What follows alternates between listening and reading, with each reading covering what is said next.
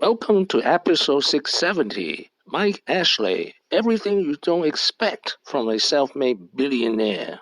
This is an outline of episode 670. 3 reasons we study Mike Ashley. First, he's the king of sportswear retail at UK. Second, he dropped out of school at age 18 to start his business. Third, he's famous for various vices, drinking, gambling, and he's the only self-made billionaire who did a strip dance in public.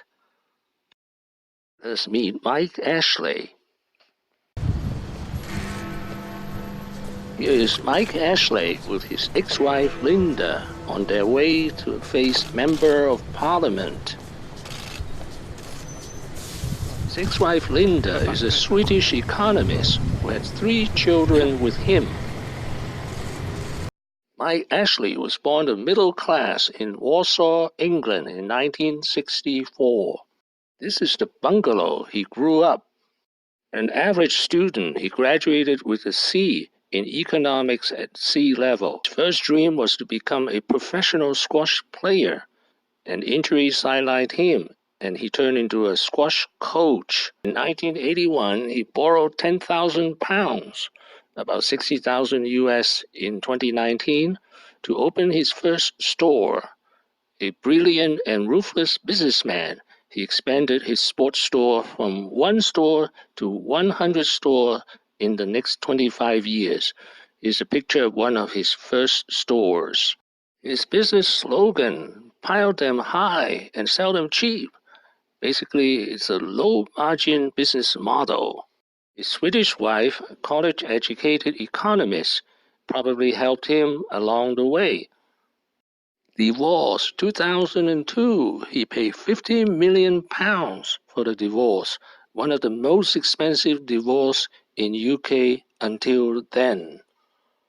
In 2007, his company Sports Direct went IPO and raised $1.82 billion.